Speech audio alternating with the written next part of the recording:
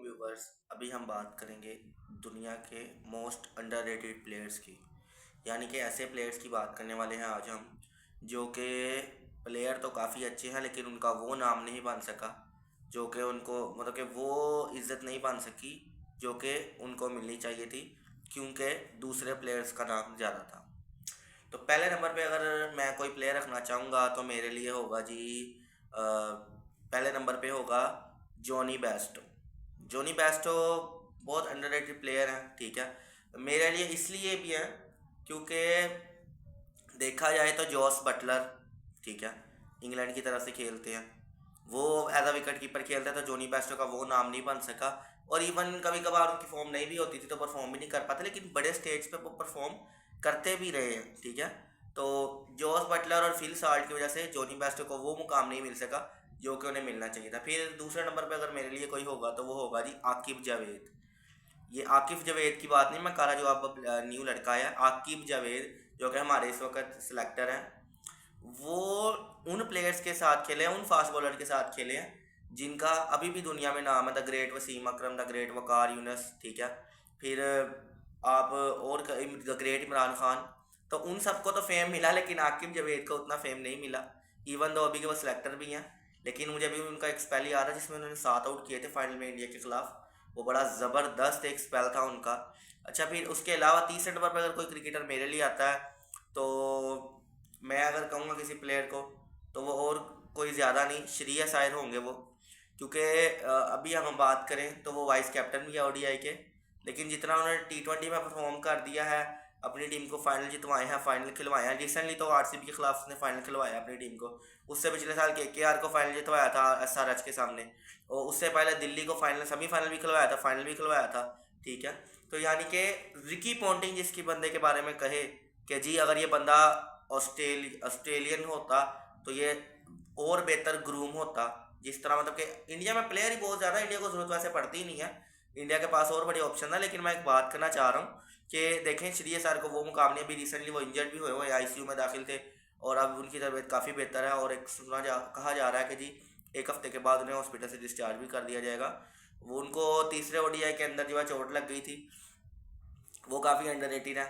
फिर मेरे लिए जी अभी पाकिस्तान के मोहम्मद रिजवान, वो बिकॉज जी बाबर आजम का नाम ज़्यादा है, फैन फॉलोइंग ज़्यादा भी ज़्यादा है, सब चीज़ें ठीक है। बाबर आजम एक बेहतर प्लेयर भी है, मैं मानता भी हूँ, ठीक है।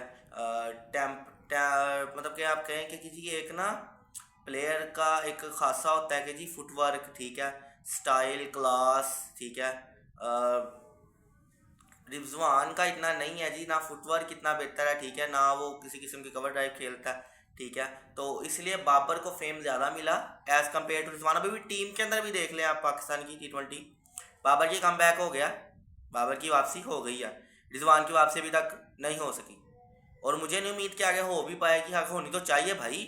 अब 47 की एवरेज है एक बंदे की, ठीक है, तकरीबन 129, 128, 129 का उसका स्ट्राइक रेट है, ठीक है।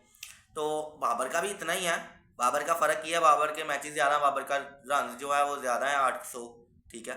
लेकिन एवरेज तो उसकी रिजवान की ठीक है। परफॉर्मेंस में अगर आपको गिनवाना चाहूँ तो शुरू में करता हूँ 2021 के वर्ल्ड कप से, जिसमें पाकिस्तान ने पहली बार इंडिया को हराया। रिजवान का 79 स्कोर था, बाबर का था 68, 11 स्कोर आगे था, चेस किया। पाकिस्तान ने सिर्फ 2 ही टी20 या इंडिया के खिलाफ जीते हैं। जो दूसरा था वो एशिया कप था 2022 का, जिसके अंदर 182 या 183 चेस कर रहा था पाकिस्तान, और ये पाकिस्तान का हाईएस्ट चेस था वर्सेस इंडिया, कभी नहीं चेस किया।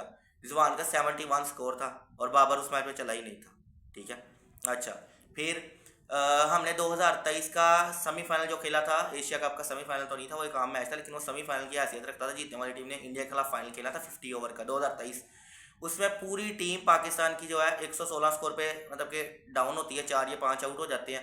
रिजवान जो है 80-90 स्कोर की इनिंग खेलता है और टीम को एक बेहतर पोजीशन पे ले जाता है। आखिरी ओवर के अंदर 6 चाहिए होता है और वो जमान खान ओवर करने आते हैं और उसको चौका पड़ जाता है और वो मैच खत्म हो जाता है। उसमें भी परफॉर्म किया। फिर आईसीयू में दाखिल था रिजवान 2021 के सेमीफाइनल के अंदर, जो ऑस्ट्रेलिया के खिलाफ उसने खेला था ना, कोई उसने 65 स्कोर की इनिंग खेली थी सेमीफाइनल के अंदर, जो पाकिस्तान हार गया था, जिसमें शहीन को 3 छक्के पड़ गए थे, सन्नी ने कैच छोड़ा था। उसमें भी रिजवाना एक दिन पहले आईसीयू में दाखिल था, अगले दिन उसने आके 65 रन की इनिंग खेली, ठीक है।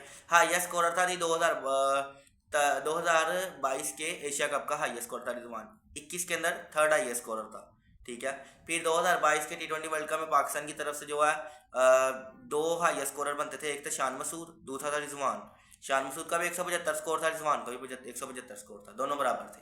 हालांकि रिजवान ने 2022 के सेमीफाइनल के अंदर न्यूजीलैंड के खिलाफ 50 भी मारी थी।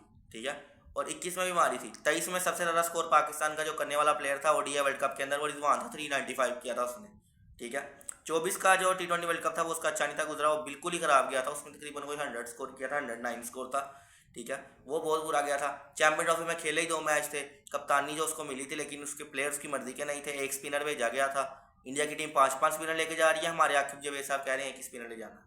ठीक है, अजहर महमूद साहब कह रहे हैं कि स्पिनर, हमारे पास तो स्पिनर ही नहीं है। और अब आगे कहते हैं हमने तो कहा ही ऐसा नहीं था, हमने तो ये कहा था हमारे स्क्वाड में स्पिनर नहीं है। तो स्क्वाड में स्पिनर हम लेके आएंगे कि आप लेके आएंगे? इस्तीफा दे दो या तो, अगर काम नहीं कर सकते तो। यानी कि रिजवान बहुत अंडररेटेड रहे हैं। अच्छा, और किसी प्लेयर की अगर बात की जाए तो मेरे जहन में अगर कोई आता है तो आप कह लें जी गौतम गंभीर।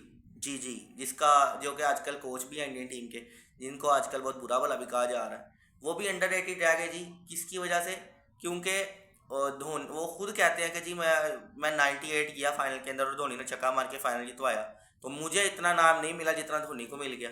अब ये बात किसी हद तक ठीक भी है और नहीं भी। धोनी का एक अपना नेक्स्ट लेवल प्लेयर है भाई, उनको तो फेम पहले ही मिला हुआ था क्योंकि वो कैप्टन ही इस तरीके का था। 2007 की चैंपियन 2007 का टी20 वर्ल्ड कप उसे जितवाया था पाकिस्तान के खिलाफ, तो उसका तो नाम बनना ही था पहले। तो ये अब ये मैंने कुछ प्लेयर ऐसे बताए जो मोस्ट अंडररेटेड प्लेयर था। बाकी आप अपने 5 प्लेयर अंडररेटेड जो रह चुके हैं, मतलब कि जिनका नाम वो नहीं बन सका जो होना चाहिए था, उनके बारे में बता सकते हैं कमेंट्स बॉक्स में। बाकी वीडियो अच्छी लगे तो वीडियो को लाइक करें और चैनल को सब्सक्राइब करें।